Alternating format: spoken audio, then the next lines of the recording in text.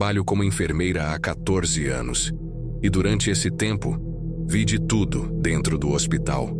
Gritos de desespero nos corredores, máquinas apitando sem parar, médicos correndo contra o tempo para salvar uma vida. Mas nenhuma dessas experiências me marcou tanto quanto o que aconteceu naquela noite no quarto 307. O hospital onde trabalho é antigo. Já passou por diversas reformas, mas algumas alas ainda guardam resquícios de um passado nebuloso. Sempre ouvi histórias de funcionários mais velhos sobre pacientes que nunca foram embora de verdade. Nunca liguei para isso. Até que comecei a notar algo estranho durante meus plantões. Era sempre na troca de turno, por volta das 3 da manhã. Uma presença, um peso no ar. Tudo parecia mais silencioso do que o normal, mas ao mesmo tempo eu sentia que não estava sozinha. E então veio aquela noite. Recebemos um paciente trazido às pressas do pronto-socorro. Homem de meia idade, vítima de um acidente de carro. Estava inconsciente, mas seus sinais eram estáveis.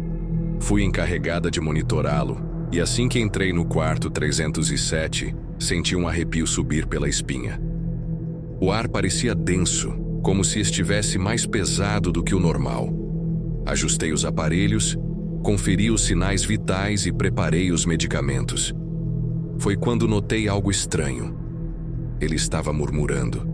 Sua boca se mexia, mas nenhum som saía.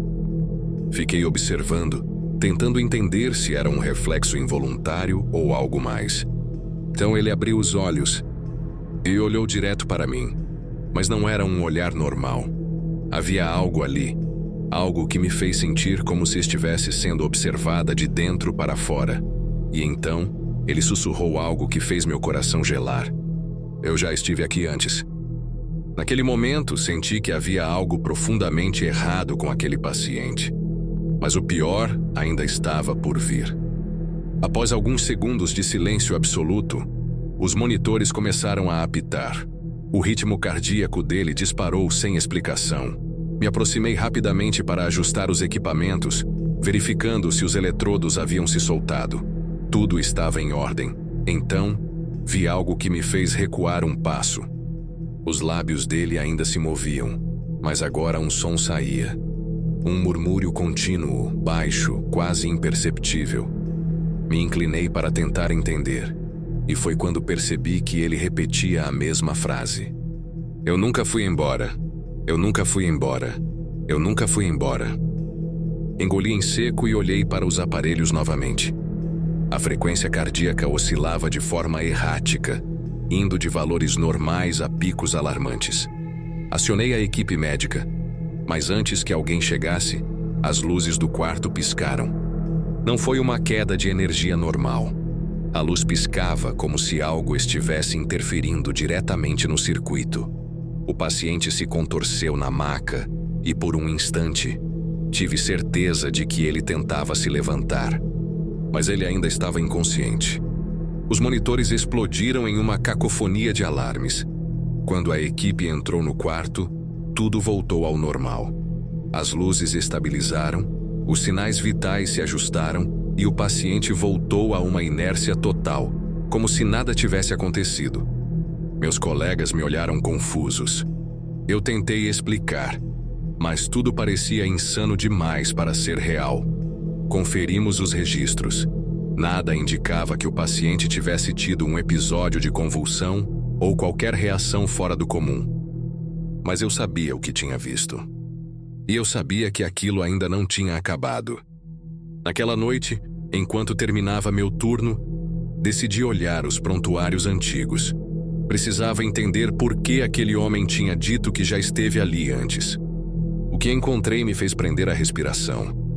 A foto no arquivo era dele, mas a data do óbito indicava que aquele paciente havia morrido há exatamente 5 anos. Minha mente estava um caos. Depois daquela noite estranha, eu não conseguia parar de pensar no que tinha acontecido. Quem era aquela paciente? Por que ninguém tinha registro dela? Como era possível que uma pessoa simplesmente aparecesse em um leito de UTI sem nenhuma informação sobre sua entrada no hospital? No dia seguinte, assim que cheguei para o plantão, Tentei falar novamente com a supervisora, mas, para minha surpresa, ela me disse que não havia nenhum paciente novo na UTI naquela noite. Olhei para os registros e, de fato, não havia qualquer menção à mulher que eu vi. O leito estava registrado como vazio. Isso não fazia sentido. Passei a próxima hora tentando encontrar qualquer pista sobre a identidade da mulher. Perguntei aos outros enfermeiros, mas ninguém lembrava de tê-la visto. A doutora Renata, que dividia o turno comigo, apenas deu de ombros e disse que eu devia estar cansada e vendo coisas. Mas eu sabia que não era isso. Eu tinha olhado para aquela paciente, segurado sua mão, visto seu olhar aterrorizado. Aquilo era real. Decidi procurar as imagens das câmeras de segurança. Fui até a sala de monitoramento e pedi para rever as gravações da UTI. O segurança me olhou com desconfiança, mas como já me conhecia há anos, acabou cedendo. Ele retrocedeu as imagens para o horário em que eu entrei no quarto onde aquela mulher estava. O que eu vi me deixou gelada. Na tela eu aparecia entrando na sala, ajeitando os equipamentos e falando com ninguém. O leito estava vazio. Minha pele arrepiou da cabeça aos pés. Como era possível? Eu lembrava perfeitamente da mulher deitada ali. Lembrava da expressão em seu rosto, do frio que senti quando segurei sua mão. Mas na gravação, eu estava sozinha, arrumando os lençóis de um leito desocupado. Tentei manter a calma, mas uma sensação ruim tomou conta de mim. Não podia ser só coisa da minha cabeça. Tinha que haver uma explicação.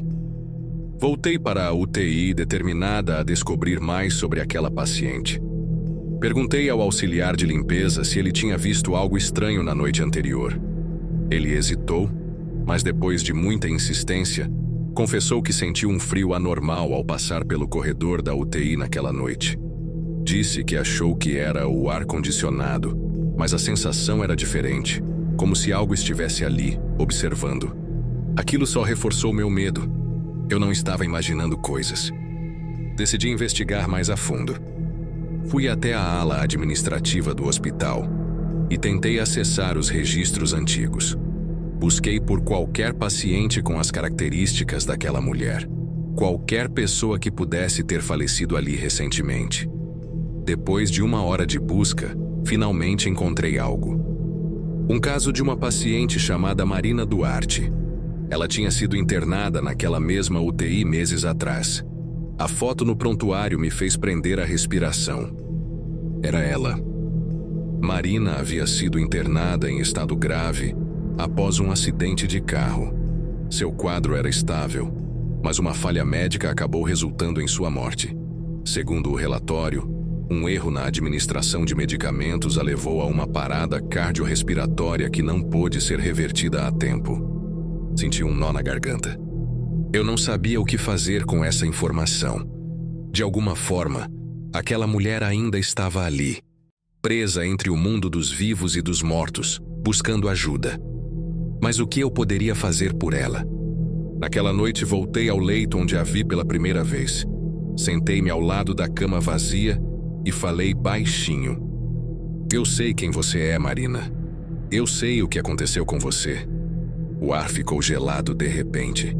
Senti uma presença ao meu lado. Meus olhos começaram a lacrimejar. Você não precisa mais ficar aqui, continuei. Sua história foi contada. Você pode descansar. Um arrepio percorreu minha espinha, mas a sensação era diferente agora. Não era medo. Era como se o peso daquela presença estivesse se dissipando. Na noite seguinte, o clima na UTI parecia mais leve.